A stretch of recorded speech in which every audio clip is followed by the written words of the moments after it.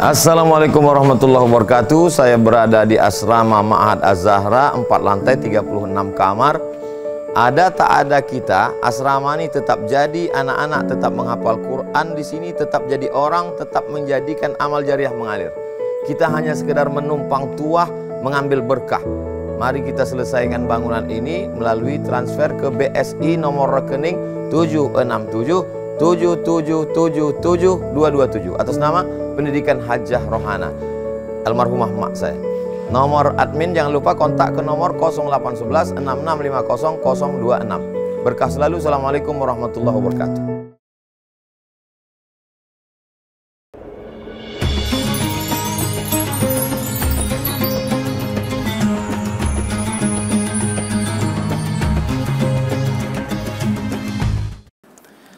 Assalamualaikum warahmatullahi wabarakatuh.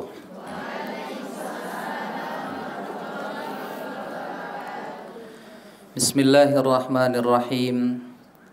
Alhamdulillahi rabbil alamin, hamdal hamidin, hamdal mustaghfirin. Assalatu wassalamu ala ashrafil anbiya'i wal mursalin, Sayyidina wa habibina wa qurrati a'yunina Muhammadin wa ala alihi wa sahbihi ajma'in.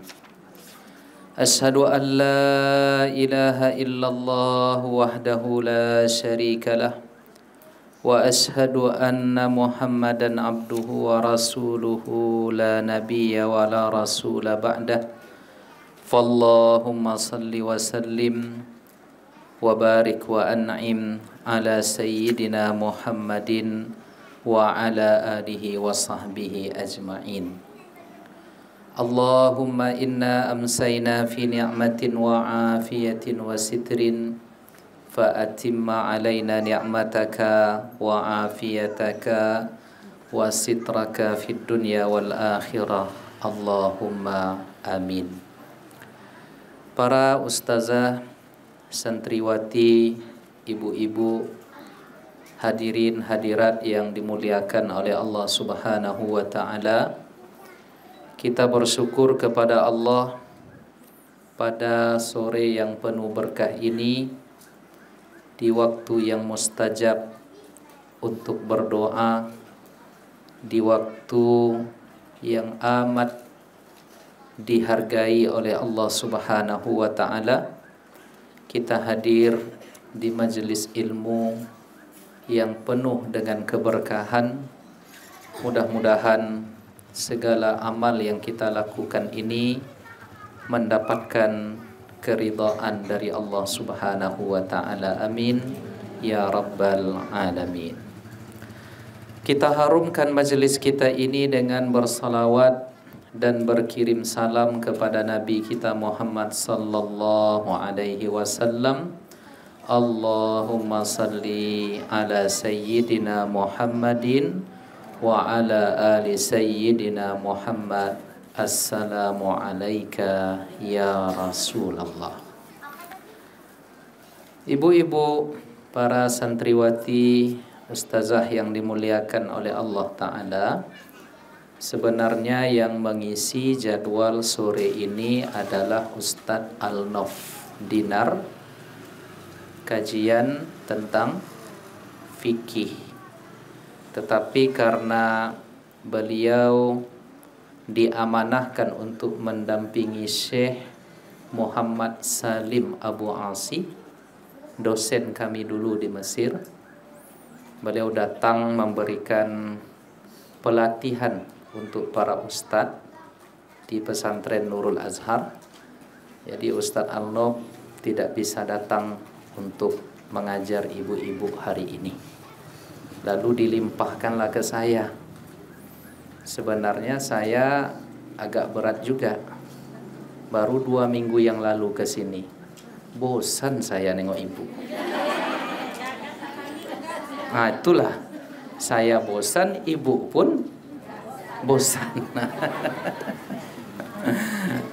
Lalu karena tak ada yang mengganti, biarlah. Jadi semoga ibu-ibu tak bosan, ya. Karena bagaimana ibu akan bosan? Saya sendiri yang ganteng di sini. Ya, siapa tak ada kan? Nah, ada ke dalam dia. Tinggallah saya yang ganteng di sini. Jadi ibu-ibu yang dimuliakan oleh Allah, para santriwati dan ustazah yang kita muliakan, kita lanjutkan kaji kita dari 2 pekan yang lalu. Kita sudah membahas tentang istiqamah. Sekarang masuk kita ke pembahasan masih tentang istiqamah. Temanya adalah istiqamatun shadiqah. Seperti apa istiqamah yang benar? Karena ada istiqamah yang palsu. Istiqamah yang palsu itulah yang oleh orang kita disebut dengan ange-ange. Nah, jangan dilanjutkan. Ya, yang terakhirnya itu tidak enak mendengarnya. Ya, ange-ange titik-titik. Ya. Nah, seperti apa istiqamatun shadiqah? Istiqamah yang benar, istiqamah yang jujur itu dicontohkan oleh kisah yang berasal riwayatnya dari seorang ulama yang bernama Abdul Wahid bin Zaid. Siapa namanya, Bu? Abdul Wahid bin Zaid. Apa kata Abdul Wahid bin Zaid? Kuntu fi markabin. Suatu ketika kami pergi berlayar. Berlayar ini berarti di laut, menumpang sebuah kapal. Fatarahatna rihu ila jazirah. Lalu terjadilah angin puting beliung. Pada masa itu kapal hanya mengandalkan angin, tidak memakai mesin. Lalu tiba-tiba terjadi angin puting beliung, lalu dibawanya lah kapal yang ditumpangi oleh Abdul Wahid bin Zaid tadi sampai terdampar di sebuah pulau. Jadi di tengah laut dibawa oleh angin, terdamparlah kapalnya ke sebuah pulau. Wa idza fiha rajulun ya'budu sanaman. Dia dapati dengan rombongannya satu kapal tadi, ternyata di pulau itu ada satu orang yang tinggal di sana, yang dulunya juga terdampar di situ. Apa pekerjaannya sehari-hari? Sehari-hari dia menyembah berhala. Jadi rupanya penghuni pulau itu ada satu orang yang menyembah berhala. Fakulna lahu. Lalu kami katakan kepada si penyembah berhala tadi, man ta'bud, siapa yang engkau sembah? Fa'auma'a ila sanami, ia tunjuk ya berhala yang tadi ia sembah. Fakulna, lalu kami katakan bahwa inna ma'ana fil markab may yusawwi misla hadza wa laisa hadza ilahan yu'bad. Lalu ada satu orang yang komentar, yang namanya patung berhala bukan sesuatu yang harus disembah. Lalu dia kaget, ya, saya udah lama menyembah patung ini, berhala ini, kok kalian katakan ini bukan sesuatu yang patut disembah? Lalu kalian siapa yang kalian sembah? Kata laki-laki tadi. Maka ya, orang-orang yang terdampar di pulau tadi mengatakan yang kami sembah adalah Allah. Tambah kaget lagi ini orang, siapa Allah itu? Siapa Allah itu? Maka dikatakan oleh Abdul Wahid bin Zaid tadi, allazi fis sama'i arsyuh. Allah adalah zat yang di langit itu kekuasaannya. Ada sebuah makhluk yang Allah ciptakan bernama Aras. Allah lah pencipta Aras. Wa fil ardi sultanu. Allah lah yang di muka bumi ini kerajaannya yang maha tangguh, kekuasaannya di langit, kekuasaannya di bumi. Wa fil ahya'i wal amwati qada'u, dan sedangkan terhadap yang hidup dan yang mati berlaku ketentuan Allah. Nah, jadi diperkenalkan Allah itu oleh Abdul Wahid bin Zaid kepada si penyembah berhala. Lalu dikomentari oleh penyembah berhala tadi, kaifa alimtum bihi? Bagaimana kalian bisa tahu, bisa mengenal Allah Ta'ala? Maka dijawabnya, wajjaha ilaina hadzal maliki nabiyan kariman fa akhbara bidzalika. Dari mana kami mengenal Allah? Kami mengenal Allah, Allah mengutus satu orang sebagai nabi yang mengenalkan Allah itu kepada kami. Jadi kami kenal Allah itu melalui nabi. Jadi udah banyak yang dia tahu nih, Bu. Ya, Allah yang kekuasaannya di langit, kekuatannya dan kekuasaannya di bumi. Segala yang berlaku di muka bumi ini, baik terhadap yang hidup maupun yang sudah mati, itu berlaku ketetapan Allah. Itulah zat yang kami sembah. Lalu dari mana kalian tahu Allah itu? Kata penyembah berhala, kami mengenal Allah Ta'ala dari yang diajarkan oleh Nabi. Nah, Bapak Ibu yang dimuliakan oleh Allah, fama fa'ala rasul, kalau begitu kata laki-laki penyembah berhala saat tadi, apa kerja Rasul? Ya, lalu dijawab, ada risalah, dia menyampaikan risalah, dia menyampaikan wahyu, dia menyampaikan pesan. Setelah itu dia diwafatkan oleh Allah Subhanahu wa ta'ala. Jadi dia sudah tahu kami mengenal Allah itu karena ada perantara Nabi. Lalu Nabi selesai tugasnya meninggal. Nah, lalu dikejarnya lagi oleh penyembah berhala tadi. Setelah Nabi itu datang, tentu dia punya tanda. Kan cerdas dia nih. Kalau dia memang utusan Allah, pasti ada tanda. Ada sesuatu di dia yang tidak dimiliki oleh orang lain. Apa tanda yang dibawa oleh Nabi terhadap kalian sehingga kalian percaya segala informasinya itu benar tentang Allah? Maka dijawab lagi oleh Abdul Wahid bin Zaid, ditinggalkannya kepada kami satu pertanda besar, yaitu Al-Quran. Kan hebat nih perbincangannya nih, Bu. Kalau ibu-ibu mungkin yang datang ini bingung ibu menjawab itu. Ya, ini orang bertanya, ini penyembah berhala tapi cerdas. Ya, kalau sempat yang datang kito-kito kok payah cuma menjawab mungkin. Ya, maka alamat atau tanda yang diberikan kepada kami itu adalah Al-Quran. Lalu setelah itu si penyembah berhala tadi mengatakan, mana Al-Quran yang kalian maksudkan itu? Tolong tunjukkan kepada kami. Kepadaku, kata si penyembah berhala. Lalu rombongan Abdul Wahid bin Zaid tadi ada rupanya yang membawa mushaf Al-Quran. Fa'ataina hubil mushafi, kami tengokkan mushaf Al-Quran itu kepadanya. Lalu ketika ditengokkan mushaf tadi kepadanya, ma'arifu zalika, saya tidak tahu ini apa ini tulisannya, karena dia memang sudah bertahun-tahun tentu tidak kenal dengan Quran. Ma'arifu haza, lalu apa? Karena dia tidak tahu, dibacakanlah satu surat Al-Quran di depan laki-laki penyembah berhala tadi, langsung menerobos hatinya.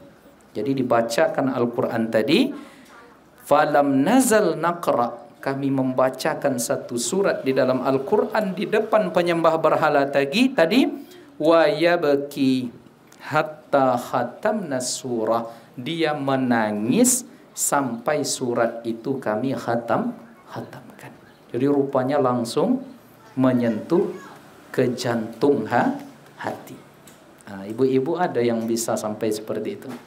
Dibacakan Al-Quran langsung bergetar jiwa tuh rasanya. Mudah-mudahan seperti itu Bu ya. Karena saya tengok nih wajah-wajah ahli surga aja semua nampaknya. Tanda-tanda di surga. Copek-copek lah mati Bu. Ya, dia copek masuk surga. Ya, jadi begitulah alur cerita yang disampaikan oleh siapa? Oleh Abdul Wahid bin Zaid tentang satu orang yang menyembah berhala di pulau yang tidak berpenghuni. Kemudian kata laki-laki tadi setelah ia tersentuh dengan ayat-ayat Al-Quran, setelah dia merasa betapa agungnya bacaan yang ia dengar ini, apa kata beliau? Yambaghi li sahibi hadzal kalami alla yu'sa. Kalau begini ceritanya, tak mungkinlah si pemilik kalam ini, yaitu Allah, tak mungkin ia zat yang patut kita maksiatkan. Karena kalamnya begitu indah. Ya. Nikmat sekali mendengar Al-Quran itu. Kalau begini kalamnya, tak layak si pemilik kalam ini untuk dimaksiatkan. Tak mungkin kita durhakai dia katanya.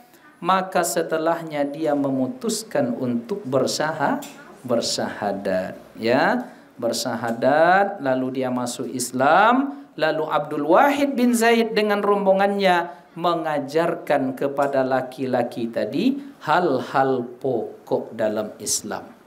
Sahadat, kemudian salat, kepercayaan, akidah, asyhadu an la ilaha illallah wa asyhadu anna Muhammadar Rasulullah. Nah, lalu apa yang terjadi Bapak Ibu sekalian, Bu Ibu sekalian? Setelah itu, ya, yang terjadi, ya, wa kunna hina jananna al-lailu wa sallaina al-isya. Pada malam harinya setelah kejadian itu, malam datang, malam gelap, dan kami melaksanakan salat isya berjamaah. Setelah itu, wa akhadna madaji'ana. Mulailah kami berbaring untuk lekas tidur setelah salat isya. Jadi kebiasaan para salaf itu ibu-ibu sekalian, tidurnya cepat. Jadi setelah isya langsung tidur. Tidak ada cerita begadang. Dan ilmu kesehatan memang menyuruh kita untuk cepat tidur. Kalau bisa jam 9 tuh tidur lagi Bu ya. Ya kalau bisa bangun jam 7 pagi. Bangun jam 3, bangun jam 4 paling lambat. Bisa tahajud, berdoa, ya, meminta kepada Allah, baca Al-Quran. Nah, idealnya begitu. Nah, kemudian ketika kami beranjak tidur, qala lana, si laki-laki mantan penyembah berhala tadi berkata, ya qaum, wahai kaum, wahai orang ramai, hazal ilahul lazi dallaltumuni alaihi idza jannahu al-lailu yanam. Tuhan yang kalian kenalkan tadi kepadaku, yang Allah itu, apakah ketika malam dia juga ikut tidur? Kan sederhana pertanyaannya itu. Ya wajar karena dia baru masuk Islam. Nah, lalu apa jawaban mereka? La, ya Abdullah, huwa azimun qayyumun la yanam. Allah Ta'ala itu adalah maha agung, yang maha berkehendak, berdiri dengan sendiri, tak serupa dengan makhluk, otomatis tidak tidur. Yang tidur hanyalah makhluk. Allah mengenalkan tentang dirinya, la ta'khudhuhu sinatun wala naum. Tidak sampai kepadanya rasa kantuk ataupun tidur. Jadi Allah tidak tidur. Nah, maka apa komentar laki-laki mantan penyembah berhala tadi? Bi'sal abidu antum. Kalau Allah tak tidur, Allah tak serupa dengan makhluk, Allah maha berdiri sendiri, tak memerlukan tidur, tak memerlukan suatu apapun, maka kalau begitu kalian adalah seburuk-buruk hambanya. Kan cerdas dia itu. Yang tadi sederhana pertanyaannya, muncul makrifat tinggi tentang Allah Sehingga dia berani berkomentar, kalau begitu adanya kalian adalah seburuk-buruk hamba kepada Allah, tanamun wa maulakum la yanam. Kalian habis masa untuk tidur, sedangkan Allah tak tidur. Saking habisnya masa tidur tu dalam pengajian lolok junya. Sadar-sadarlah yang ngantuk-ngantuk tu. Ya, kalau kami di pesantren dulu yang ngantuk-ngantuk tu konai. Jadi ada ustaz kami dulu Bu, waktu di pesantren tu terkenal garang dengan yang ngantuk-ngantuk tu. Ya. Itu sengaja dia membawa beberapa penghapus, 5 penghapus tu sengaja diletakkannya di meja. Itulah yang melayang-layang terus tu. Ya, ada yang terlolok melayang, konai sih. Tapi itulah ustaz yang paling disayang sekarang. Kenangannya indah. Macam mana wak bek lo model tu, Bu?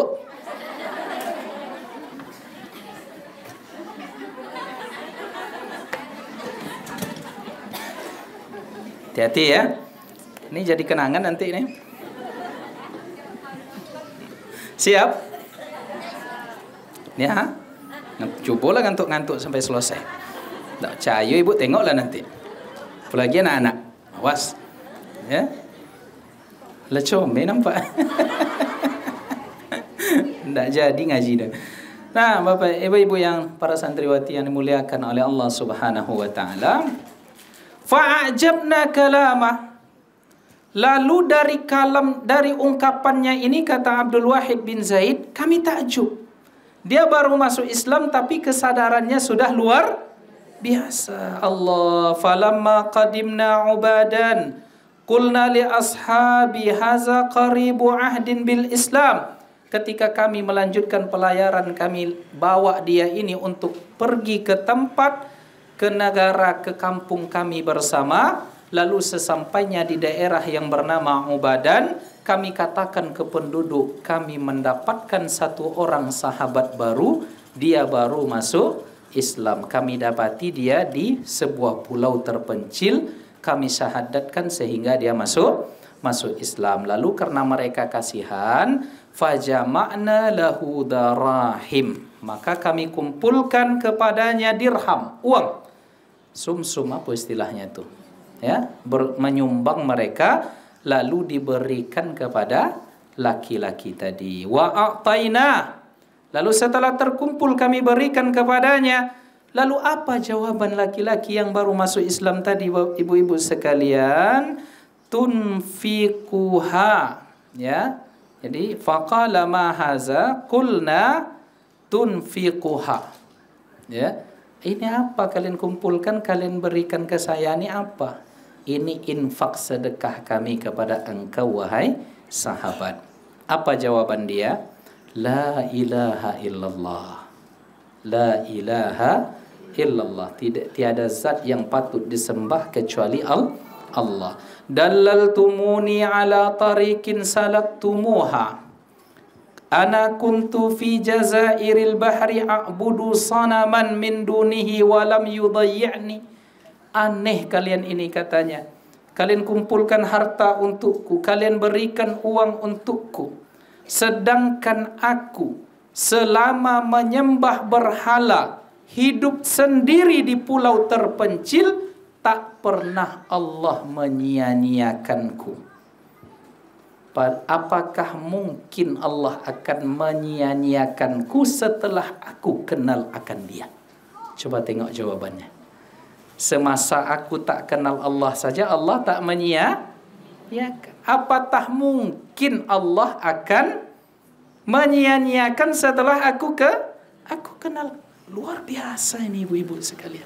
Ya, di saat aku maksiat, di saat aku musyrik, Allah begitu halus perhatiannya kepada aku. Maka apakah mungkin setelah aku menjadi hambanya, Allah akan menyia-nyiakan aku begitu saja. Jadi artinya tak perlu kalian berikan kepadaku uang. Di sana ada kesadaran, di sana ada makrifat kepada Allah, di sana ada keyakinan, di sana ada harga diri. Nah, ada sekarang ini ibu-ibu, bapak tu dia Chinese, masuk Islam. Ya. tapi masuk Islamnya udah 30 tahun yang lalu. Kemana-mana dia bawa kerupuk, jualan ke kampus di daerah Sukajadi itu. Sampai ke daerah SM Amin saya tengok, Pak belilah kerupuknya mu'allab Pak, katanya. Mu'allab Pak, katanya. Padahal mu'allabnya 30 tahun yang lalu. Akulah meleset namanya. Ya, berarti dia belum lagi mengenal Allah. Ya, semoga Allah berikan kesadaran. Nah, ibu-ibu sekalian yang dimuliakan oleh Allah Ta'ala. Falamma kana ya ba'da ayyamin qilali. Lalu kata Abdul Wahid bin Zaid, setelah beberapa hari setelah itu kami tinggalkan dia beribadah, dia menyembah Allah dengan baik, dia berada di masjid.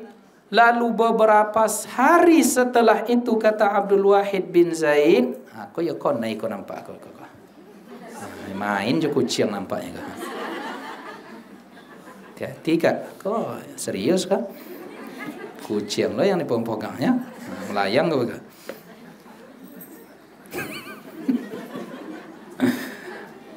Ke mana apa jiwa tadi tu? Gara-gara kak je kucing kok, ha? Ke kucing kau tu kakak kau melempar kau. Cing, pergi cing. Siapa yang sahabat kucing sini? Tolong panggil kucing. Ibu-ibu yang dimuliakan oleh Allah Ta'ala, setelah itu yang terjadi kata Abdul Wahid bin Zaid, innahu fil maut. Datang kabar, kaget orang ini, si mu'allaf ini meninggal. Fa'ataitu fakultu lahu hal min hajatin faqala qada hawaiji man ja'a bikum ila jazirati. Lalu setelah itu datang kami menjenguknya, dia hampir-hampir meninggal rupanya, bukan langsung meninggal, hampir-hampir meninggal, entah karena sakit tidak dijelaskan di sini. Faqultu lahu, di saat dia sedang sakaratul maut itu, kata Abdul Wahid bin Zaid, hal min hajah, apa keperluanmu sehingga kami tunaikan? Di dalam sakaratul maut itu dia berkata, qada hawaiji man ja'a bikum ila jazirati. Hajatku semuanya sudah dipenuhi oleh zat yang mengutus kalian ke apa tadi, ke pulau yang tidak berpenghuni tadi. Jadi dia tak minta hajat apa-apa dari Abdul Wahid bin Zaid. Sudah, hajat itu sudah selesai, saya selesaikan bersama zat yaitu Allah yang telah mengutus kalian sehingga aku masuk Islam. Allahu Akbar. Indahnya hidupnya. Sebentar masuk Islam, kenal Allah langsung, mati dalam keadaan husnul khatimah. Nah, setelah dia dikuburkan hari itu kata Abdul Wahid bin Zaid, lalu saya tertidur, fara'aitu maqabira ubadan raudatan wa fiha qubbatun. Lalu saya tertidur, di dalam tidur tadi saya diperlihatkan pemakaman umum yang di situ dikuburkan laki-laki mu'allaf tadi.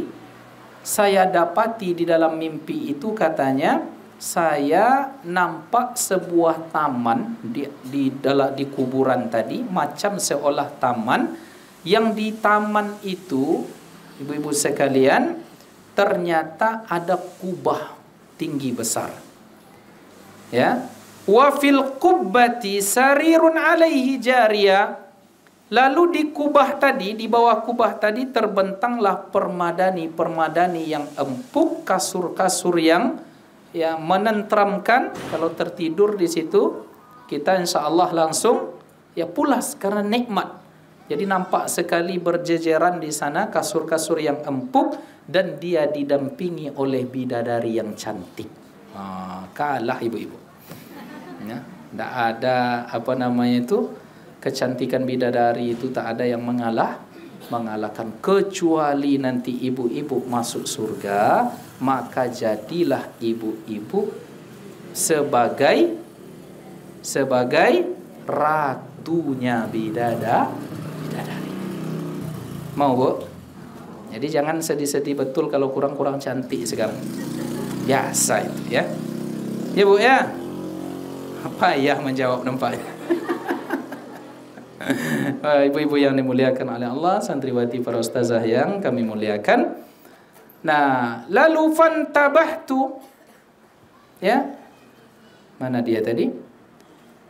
Faqalat sa'altuka billah illa ma'ajilta bihi faqad istadda syauqi ilaihi fantabahtu. Lalu kata siapa tadi bidadari tadi kepada Abdul Wahid bin Zaid, apa kata bidadari tadi? Kami bidadari surga itu merindukan dia. Kamu jangan datang-datang ke sini, mengganggu acara kami aja kau katanya. Itulah kira-kira komentar dari bidadari tadi, karena dalam mimpi itu seolah Abdul Wahid bin Zaid berjumpa dengan ya bidadari yang di sampingnya ada laki-laki tadi yang baru masuk Islam, mu'allaf, dia wafat. Jadi kata bidadari, pergi sana, kamu ganggu-ganggu kami aja gitu. Nah, lalu apa yang terjadi setelah itu? Saya terbangun, kata Abdul Wahid bin Zaid, qad faraqad dunya, dia sudah meninggal. Ya, rupanya ketika terbangun tadi dia baru sadar laki-laki tadi ya sudah meninggal. Maka faqumtu ilaihi faghasaltuhu wa kaffantuhu wa waraitu. Lalu setelah itu kami urus jenazahnya sampai ia dikuburkan. Kemudian di hari berikutnya ketika aku tertidur, kata Abdul Wahid ya bin Zaid, lagi-lagi aku melihatnya di Kubah. Yang di Kubah itu ada bertelekan bantal-bantal, kemudian tempat bersandar, dan dia didampingi oleh banyak bidadari. Dan pada saat itu laki-laki itu terlihat membaca surat Ar-Ra'du ayat 23 sampai 24. Apa bunyi surat Ar-Ra'du ayat 23 24? Adik-adik santriwati, siapa yang dapat hadiah umroh? Insyaallah. Surat Ar-Ra'du ayat 23 24 apa bunyinya? Jangan tengok mushaf. Yang dah hafal siapa? Ayo. Tak ada, ibu-ibu lah. Apa bunyinya, Bu? Anak-anak santri yang hafal Quran je nak dapik dah. Apalagi yang tak hafal Quran kau. Surat Ar-Ra'du itu di juz berapa tu Ustazah? Ustazahnya pun tak tahu ha. Lupa Ustazah. Juz berapa itu? Jadi saya pernah menghafal Quran nih, Bu. Hafal dia 30 juz. Pas pulang ke Indonesia di pesawat nampak pramugari hilang setengah. Sampai di Jakarta terbang lagi naik pesawat. Anda boleh sebut nama pesawatnya. Terbang ke Pekanbaru. Lebih gawat lagi pakaian bidadarinya. Kok bidadari? Siapa tadi? Pramugarinya. Hilang yang setengah lagi. Sehingga turun di bandara Pekanbaru tu malam tu hilang semua hafalan. Itu tak sengaja itu. Ya ibu-ibu sekalian. Itu persilebainya. Karena tak dijaga. Itu aja masalah. Jadi hafal tapi tak dijaga dalam artian ya karena kesibukan, tidak lagi hidup di lingkungan yang mewajibkan untuk menghafal Al-Quran. Zaman dulu kuliah ya tentu karena ada target-target yang harus dicapai.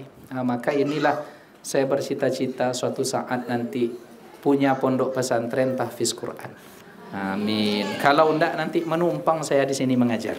Ya, nengok adik-adik ini menghafal Al-Quran sehingga balik lagi. Dia hafal tapi tentu enggak selancar dulu. Tak selancar dulu. Tapi dibanding ibu-ibu masih menang lah saya. Jangan-jangan ada ibu-ibu ni yang diam-diam dia hafizah kan? Sombong pula ustaz kau katanya. Ibu-ibu yang dimuliakan oleh Allah, dalam surat Ar-Ra'du 23 24 itu Allah berfirman, wal malaikatu yadkhuluna 'alaihim min kulli bab salamun 'alaikum bima sabartum fa ni'ma uqbad dar. Allah, indahnya bunyi ayat ini. Apa artinya, Bu? Macam kepaham lo nampak. Apa artinya? Wal malaikatu yadkhuluna 'alaihim min kulli bab. Mereka disambut di surga itu oleh malaikat dari segala pintu. Ya Allah. Nah, inilah ceritanya pemuda tadi, beberapa hari masuk Islam, baru udah kenal Allah, udah mengerti konsep Islam, diamalkannya, ada harga diri yang ia pertahankan, ada keyakinan dan istiqamah. Kan ceritanya tadi istiqamah. Tuhan tidak tidur, kalian kok tidur? Akan dia istiqamah sepanjang malam yang dia lalui di akhir hayatnya. Nah, maka karena itu wal malaikatu yadkhuluna alaihim min kulli bab. Masuk malaikat itu menyambut, menghantar mereka dari segala pintu yang ada di surga itu. Lalu apa kata malaikat ini menyambut orang ini? Salamun alaikum. Selamat kalian, beruntung kalian, bahagia kalian, kata malaikat. Disebabkan apa? Bima sabartum, karena kalian sudah melewati sikap pandai yang bernama sabar. Sabar itu istiqamah. Maksud dari sabar itu diantaranya adalah istiqamah. Istiqamah kita itu dalam sebuah kebaikan, artinya kita sabar teguh dalam kebaikan. Istiqamah datang setiap petang Jumat ke sini, artinya kita sabar dengan segala apa yang kita dapatkan dari ilmunya, kemudian tingkah ustadznya barangkali, komentar kawan barangkali, jangan dipedulikan, karena niat kita di sini adalah untuk belajar. Ya, ibarat handphone nih kadang baterainya lemah, maka perlu dicas. Kita ngecasnya ini kita sabar. Itulah istiqamah. Fa ni'ma uqbaddar, inilah tempat terbaik balasan bagi orang-orang yang bersabar atau istiqamah. Itulah dia istiqamah yang dikatakan di awal tadi, istiqamah yang jujur, artinya komitmen atas kesabaran dalam ketaatan. Jadi begitu Bu ya. Jangan nanti karena gara-gara entah ada apa aturan, nanti kita malah tidak istiqamah lagi. Ya, malu kita kepada laki-laki yang tadi menyembah berhala. Baru beberapa hari dia langsung tancap gas. Ya, ada kemengertiannya tentang hakikat agama, ada pengenalannya yang baik tentang ma'rifatullah, ada keyakinan, ada harga diri, dan ada istiqamah. Akhirnya apa? Dia nampak di dalam mimpi itu dirindukan oleh surga, dirindukan oleh para malaikat, disambut oleh malaikat. Kalau bertahun-tahun mengaji ndak cuma ningkek doh ma'rifatullahnya, ndak juga berubah akhlaknya, ngomentari orang lain kerja terus. Padahal mengaji sekali sepekan. Masih busuk hati juga, suuzon juga ke orang. Iya tuh Bu? Indah. Janganlah diyo kan gara-gara adoko langsung iyo aja. Ya semoga tidak. Amin ya rabbal alamin. Nah, ibu-ibu yang dimuliakan oleh Allah, itulah istiqamah yang jujur. Nampak dari cara laki-laki yang baru masuk Islam tadi yang kita sebutkan, ada 5 komitmen hidup, kesadaran ruhani yang ia dapatkan sehingga dia mati dalam keadaan husnul khatimah. Karena yang kita harapkan Bu, hidup ini entah di berapa usia kita, yang kita ingin dari doa-doa yang diajarkan oleh para nabi, ya, dan doa-doa yang diajarkan oleh para salaf, orang-orang terbaik itu. Apa di antaranya? Waj'al akhira umri, jadikanlah ya Allah akhir-akhir umurku itu adalah saat-saat terindah kami berjumpa dengan Engkau. Itulah husnul khatimah. Jadi saat terindah di akhir hayat kita itu adalah saat kita berjumpa dengan Allah di kematian, ketika kita dikaruniakan husnul khatimah. Itulah saat yang indah. Ya, kalau ada momen-momen bahagia mungkin kapan ulang tahun, dah indah, itu biasa aja itu. Anniversary, apa anniversary? Bu, apa anniversary? Ini pura-pura tidak tahu ibu-ibu. Ya. Kalau santriwati yang mau tanya, oke lah. Anniversary apa? Ulang tahun pernikahan. Oh, kan ibu-ibu biasanya kalau ulang tahun pernikahan dibawa kue-kue segodang setinggi koko apa namanya gitu kan, dikasih hadiah. Momen berharga enggak itu, Bu? Momen membahagiakan enggak itu?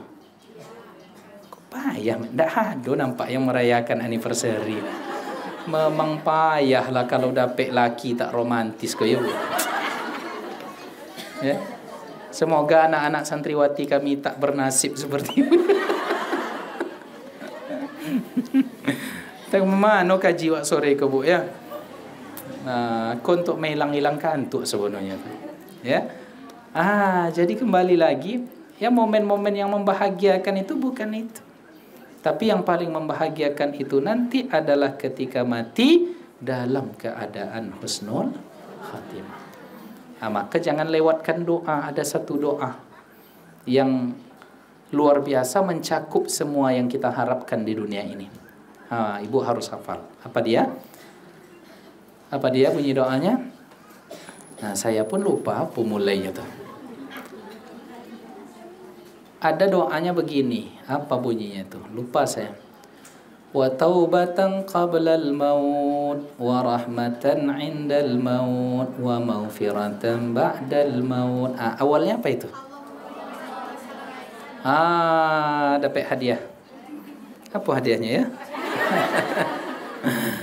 Allahumma inni as'aluka salamatan fid din wa afiyatan fil jasad wa ziyadatan fil ilmi wa barakatan fir rizqi wa taubatan qablal maut wa rahmatan 'indal maut wa maghfiratan ba'dal maut. Allahumma hawwin 'alaina fi sakaratil maut wan najata minan nar wal afwa 'indal hisab. Kalau saya doa pamungkasnya itu aja tuh. Ya, Anda cakup itu semuanya 10 itu. Salamatan fid din, selamat agama kami. Jangan sampai murtad mati nanti. Ya, jangan sampai sesat mati sosek kecil orang itu bahaya tuh. Ya. Jangan sampai seperti itu. Nanti dikasih super mie berubah akidah. Dikasih lontong sayur berubah pilihan pilihan pemilu besok. Ini sebentar lagi nih, Udah tahu yang akan dipilih itu siapa? Belum. Kasih tahu nanti Ustazah ya. Jadi salamatan fiddin wa afiyatan fil jasad, kesempurnaan sehat afiat dalam tubuh. Yang diminta bukan sekedar sehat, tapi afiat. Sehat itu berfungsinya seluruh organ kita dengan baik, sedangkan afiat itu semua organ yang baik di tubuh kita tadi bila digunakan tidak mendatangkan murka Allah. Contoh, mata yang sehat adalah mata yang bisa menatap objeknya dengan benar. Kalau mata saya ini tidak sehat ini, ya, mata saya ini tidak sehat, jauh tak nampak. Ya, tapi kalau mata yang sehat nampak objeknya dengan benar. Tapi mata yang afiat adalah yang dipandangnya tadi tidak mendatangkan murka Allah. Itu maksud dari sehat dan afiat. Seimbang tuh hendaknya. Ya, kalaupun tak sehat jangan sampai hilang afiat. Maka disempurnakan sehat wal afiat. Wa afiatan fil jasad wa ziyadatan fil ilmi, bertambah hendaknya ilmu, hidup istiqamah dalam agama, kemudian sehat afiat dalam jasad, tambah ilmu yang banyak, wa ziyadatan fil ilmi wa barakatan fir rizki, barokah dalam rezeki. Tidak banyak yang mau minta debu rezeki itu, tapi dia berkah, pas butuh pas ada, itulah rezeki yang pas-pasan itu. Nah, gimana? Kamu orang kaya ndak, rezeki pas-pasan aja. Pas anak sekolah do piti menyengolahkan. Ya pas nak beli mobil ada. Rezeki pas-pasan. Tapi yang penting berkah wa barakatan fir rezeki wa taubatan qablal maut. Ada kesempatan taubat sebelum mati. Jadi taubat hendaknya kita sebelum mati itu, dan taubat itu diterima oleh Allah. Wa taubatan qablal maut wa rahmatan indal maut. Ketika mati ada ya belas kasih dari Allah. Ya. Kenapa? Karena saat mati itu saat yang berat. Ya, sakitnya luar biasa. Ya, sakit sakaratul maut itu. Bahkan Nabi pun dalam tanda kutip berkeringat pitam, ya, saking hebatnya sakaratul maut itu. Nabi, apalagi Allah, rasul-rasul tidak siap mati, baru, ya, saking sakitnya sakaratul maut, ya. Maka yang kita minta, semoga di saat sakaratul maut itu ada belas kasih dari Allah, dilembutkan perkara itu oleh Allah kepada kita. Nah, setelah berpisah jasad dengan ruh, yang kita minta apa lagi? Wa rahmatan indal maut wa maghfiratan ba'dal maut. Kalaulah mati mudah-mudahan datang ampunan dari Allah. Nah, setelah itu Allahumma, diminta lagi, Allahumma hawin alaina fi sakaratil maut. Ya Allah, ringankan rasa sakaratul maut itu. Ringankan ya Allah. Berarti ini kan aslinya berat. Makanya orang yang dalam sakaratul maut itu berkeringat tubuhnya, ibu-ibu. Tapi kalau ada yang nampak keringat di apa namanya ke? Jidat, di keningnya, kalau nampak dia berkeringat di akhir hayatnya seperti itu disebutkan oleh Nabi sebagai salah satu pertanda husnul khatimah. Jadi kalau ibu-ibu tengok dah berkeringat kening suami nanti malam, jangan-jangan. Tapi saya sering mendapati orang-orang yang dalam nazak, ya, bukan sering, pernah mendapati orang yang dalam keadaan nazak, dalam sakaratul maut itu berat, nampak napasnya, ya, matanya terpejam, tapi apanya, keningnya ini penuh keringat. Itu tanda satu di antara husnul khatimah. Karena Nabi mengatakan mautul mu'min bi'irqil jabin. Matinya seorang mukmin husnul khatimah itu tatkala jidatnya berkeringat. Aku kan mati nanti rasakan dulu. Aduh dah. Tapi itu tidak sempat merasakannya lagi kan. Maka kita minta Allahumma hawin alaina fi sakaratil maut wan najata minan nar, dan diselamatkan dari neraka, wal afwa indal hisab, dan ketika kami disidang, kami dihisab, dimaafkan, ditutup buku. Apa istilahnya dalam dunia kriminal itu? Case closed, ya. Kasusnya itu tidak jadi dihisab, udah masuklah sarugo. Mudah-mudahan begitu nanti. Kenapa? Karena kalau kita dihisab, ibu-ibu sekalian, itu sudah azab. Ya, man husiba udziba. Siapa yang kena hisab itu sesungguhnya dah mulai diazab itu. Karena hisab itu berat, ya. Saking beratnya itu kita dikagetkan, mali hadzal kitabi la yughadiru saghiratan wala kabiratan illa ahsaha. Ketika sampai buku laporan kita nanti, itu termaktub, tercatat, yang kecil apalagi yang besar, semuanya ada di situ. Kaget kita. Dia menghadapi hisab itu saja rasanya sudah berat. Maka yang kita minta, maafkan kami ya Allah, tutuplah kesalahan kami. Wal afwa indal hisab wan najata minan nar wal afwa indal hisab. 10 apa 9 itu yang kita minta? 10 mungkin ya. Itulah. Jadi di antara yang 10 tadi ada terkandung bagaimana kita mesti istiqamah dengan benar. Allah tuh kaji bu ya. Tidak usah panjang-panjang ya. Lah sampai situ aja lah. Untung kalau tidak melayang dari tadi itu. Ya, karena kalau ambo tambah le kaji, kok nampak kan melayang kok. Baik ibu-ibu, sebelum kita tutup, barangkali ada pertanyaan kami persilahkan.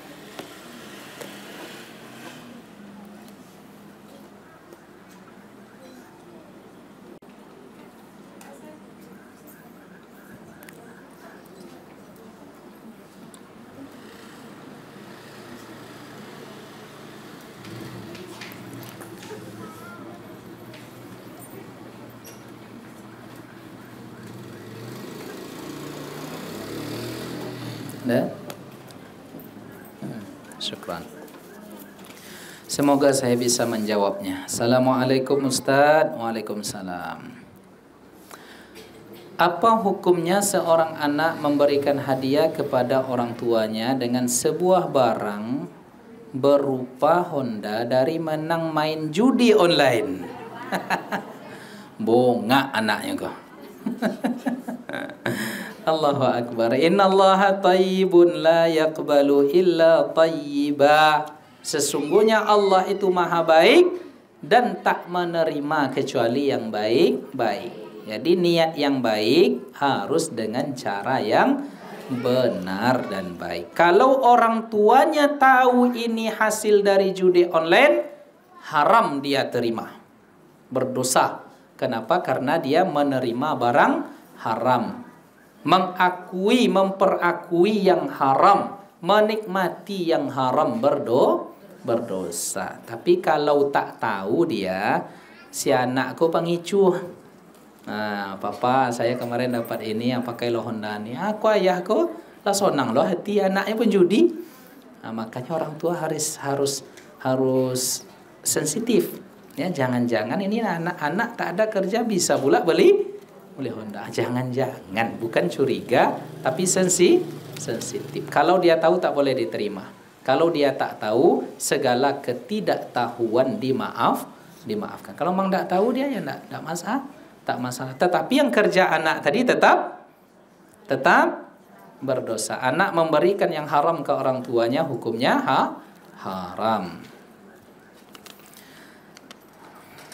Sekarang lagi peringatan HUT RI.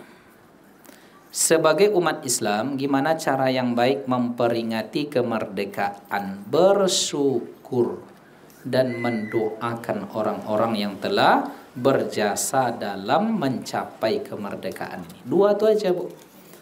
Bersyukur, mengucap alhamdulillah. Makanya di pembukaan undang-undang itu atas berkat rahmat Allah yang memberikan ini. Dan kita bahagia Indonesia ini merdekanya karena perjuangan, bukan dikasih sama penjajah.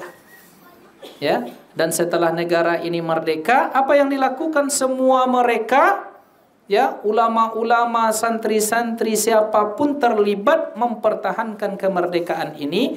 Sultan Syarif Qasim II menyumbangkan berapa untuk negara Indonesia awal merdeka itu. Tanda dia bersyukur.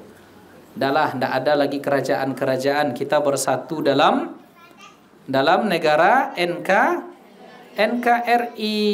Nah, lalu apa yang diberikan kepada Indonesia tanda bersyukur dengan ini semua?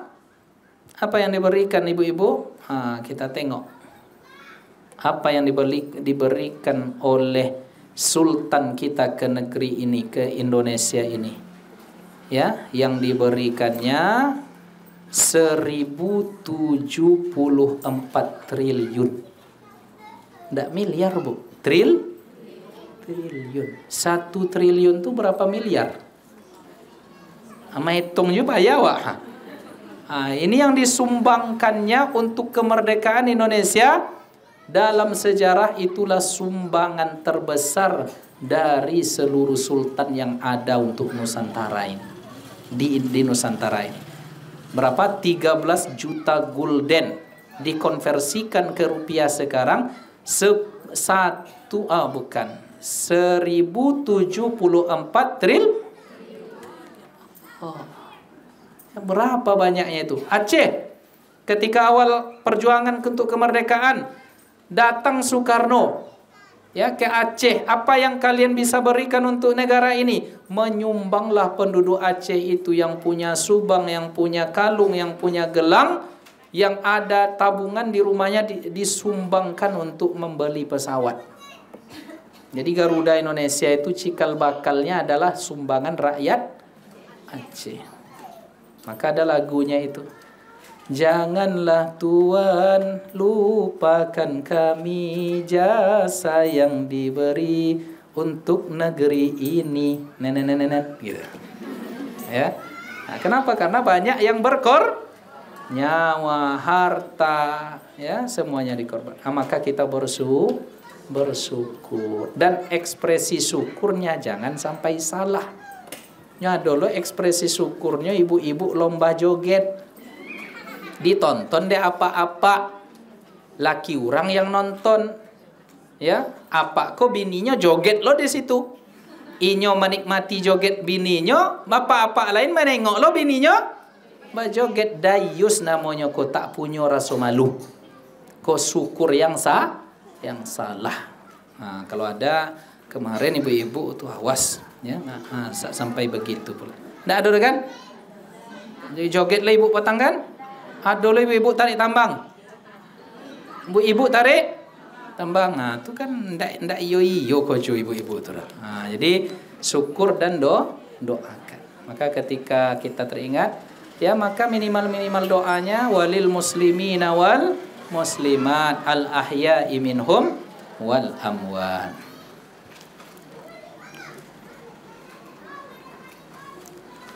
Minta doanya Ustaz, supaya saudara saya diberi mukjizat oleh Allah agar berubah dari kecanduan judi online.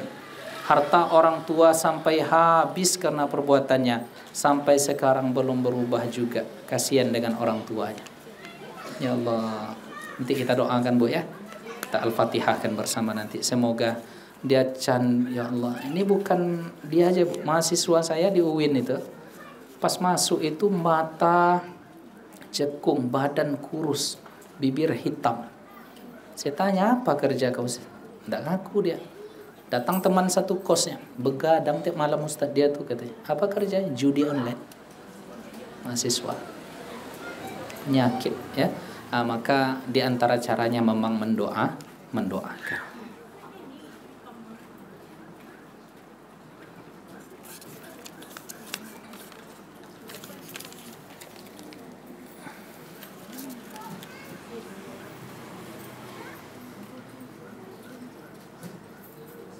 Baik.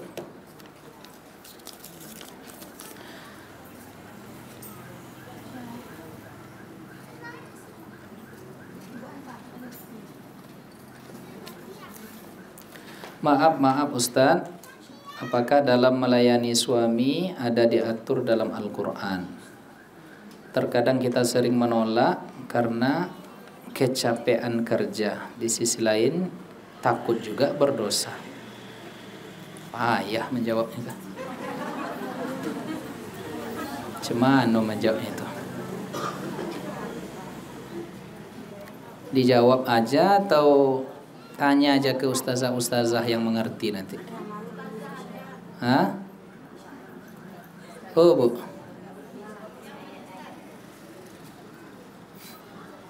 Bu. Nggak usah dijawab, terserah saya lah.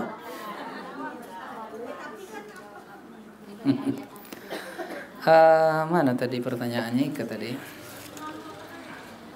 Ya, tanyalah nanti ke ustazahnya. Insya Allah ada ustazahnya yang mengerti tentang itu ya. Ya. Tapi secara prinsip ada aturan-aturan yang memang dalam Al-Quran itu, dan di dalam dalam Al-Quran itu prinsipnya wa'ashiruhunna bil ma'ruf, bergaullah dengan ma'ruf. Dengan ma'ruf itu dengan baik. Ya, artinya ada kesepemahaman yang sama. Nah, bahwa misalnya suami mengerti istri mungkin sedang kelelahan. ya, dia bisa mengerti itu. Tapi kalau dia tak bisa mengerti karena spanningnya tinggi, ya, kalau tak diberikan mungkin terjadi besar kemungkinan kalau tak mendapatkan itu dia mungkin panik kalut. Maka pandai-pandai. Nggak nyaman saya jawabnya. Pak Hapu tanya tanyalah ke Ustaz nanti, ya. Ya maklum, ngerti aja lah nanti ya. Tanya ke ustazah yang udah menikah, yang udah belajar fikih. Itu. Minta doanya Ustaz untuk kesembuhan suami saya. Sudah 6 bulan ini sakit. Berbagai macam pengobatan sudah kami lakukan. Ke dokter, ke herbal, ke ruqyah sudah kami lakukan. Tapi belum ada hasil. Sabar. Ya, semua kita punya masalah. Ya, semua kita punya masalah. Ada yang ditimpa ujian, ya, oleh Allah di berbagai hal, di antaranya dalam masalah sakit ini. Nah, kenapa mungkin belum disembuhkan? Karena Allah lebih ingin mendengar jeritan doa kita lagi, ya Bu ya. Jadi disitulah puncak penghambaan kita nanti. Ketika belum dikabulkan, disitulah kesadaran kita tentang kemahaqayyuman Allah. Yang berkehendak Allah kok, kenapa kita maksa? Ya, maka menanti karunia Allah itu adalah ibadah. Dalam penantian itu ikhtiar dan tawakal. Jelas Ibu-ibu?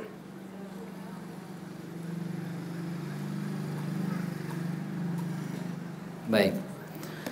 Kemudian pertanyaan selanjutnya, baru-baru ini saya mengalami sedikit musibah. Usaha saya mengalami kebangkrutan, ditipu karyawan. Tapi saya berusaha untuk ikhlas. Apa yang harus saya lakukan untuk menata hati ini? Dalam menata hati ini, satu yang mesti kita ingat bahwa semua yang terjadi itu takdir dari Allah. Dan semuanya sudah tercatat.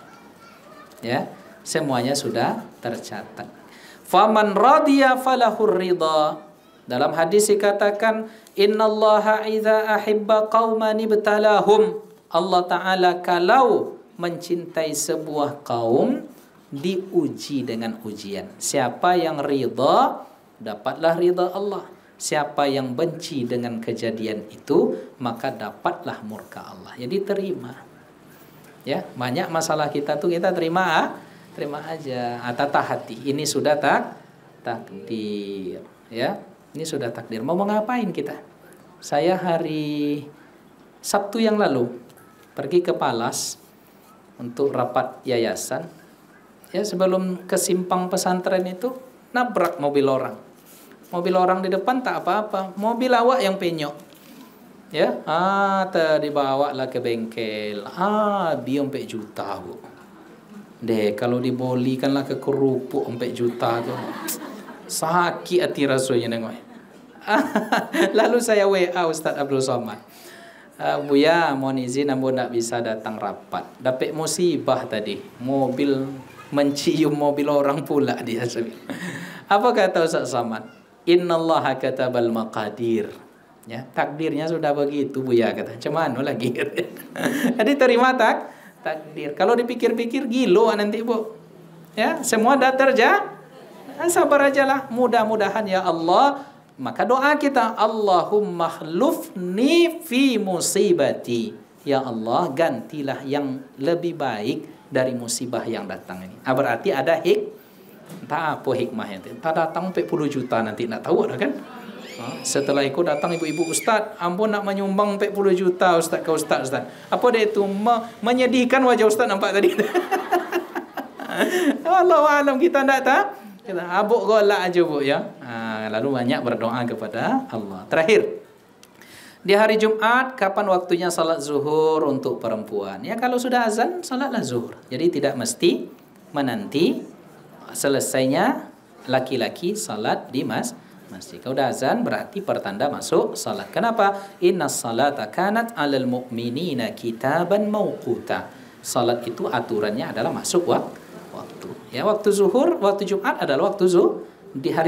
Waktu zuhur di hari Jumat adalah untuk salat Jumat bagi laki-laki, zuhur bagi perempuan. Silakan salat setelah itu. setelah waktu masuk. Demikian ibu-ibu yang dimuliakan oleh Allah, atas segala hajat dan keinginan kita, harapan-harapan kita, hajat-hajat yang baik di dunia dan di akhirat Allah kabulkan hendaknya. Segala permintaan permohonan kita diberikan oleh Allah, segala urusan dimudahkan.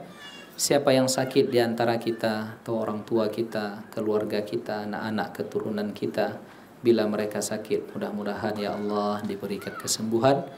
Mana yang kurang dari fisik mereka, Allah sempurnakan. Mana yang tidak sempurna, Allah berikan kesempurnaan. Mana yang di antara kita diuji dengan hutang, musibah, dihindarkan dari musibah dan dilepaskan dari segala hutang. Amin. Amin ya rabbal alamin. Ala hadhihi niyyah wa ala kulli niyatin salihah. Al-Fatihah.